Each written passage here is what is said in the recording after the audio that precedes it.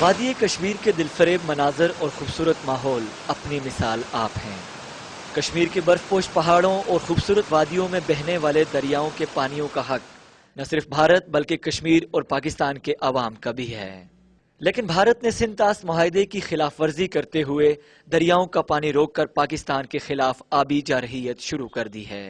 بھارت کے اس اقدام سے پاکستان کی اقتصادی ترقی اور خوشحالی کے علاوہ کروڑوں انسانوں کی زندگیوں پر منفی اثرات مرتب ہو رہے ہیں۔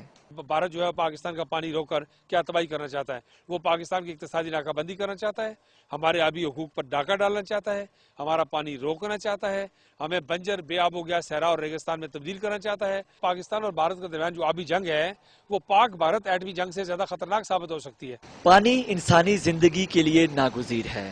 آزاد کشمیر کی آبادی کا انحصار دریاؤں کے پانی پر ہے۔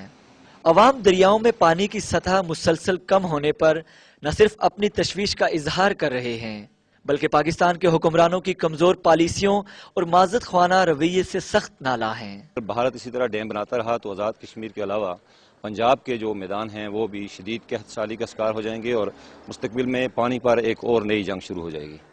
پانی کے بغیر ہمارا رہنا سہنا اٹھنا بیٹھنا کھیتی باڑی ہر چیز متاثر ہو رہی ہے، اور ہم یعنی کہ 24 گھنٹوں کے اندر ہم 2 گھنٹے بجلی دیکھتے ہیں۔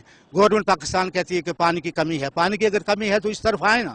ماہرین ماحولیات کا یہ کہنا ہے کہ بھارت کی جانب سے دریاؤں کے پانی کی بندش اور ڈیم تعمیر کرنے سے ایسے ماحولیاتی مسائل نے جنم لیا ہے جو نہ صرف انسانوں بلکہ آبی اور جنگلی حیات کے لیے بھی تباہ کن ثابت ہو رہے ہیں۔ اس لیے یہ ماحول کے لیے ایک انتہائی خطرناک قدم ہے جو پانی کو ڈائیورٹ کر رہے ہیں، اور جس سے یہ دریا خشک ہو کر نالے بن جائیں گے۔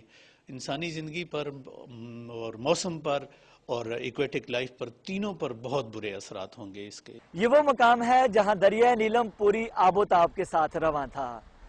حکومت پاکستان کی کمزور پالیسیوں کا فائدہ اٹھا کر بھارت پاکستان کو اقتصادی اور معاشی طور پر کمزور کرنا چاہتا ہے۔ ضرورت اس امر کی ہے کہ پانی کے مسئلے پر حکومت پاکستان واضح اور دو ٹوک موقف اختیار کرے۔ آصف رضا میر، آج نیوز، مظفر آباد، آزاد کشمیر۔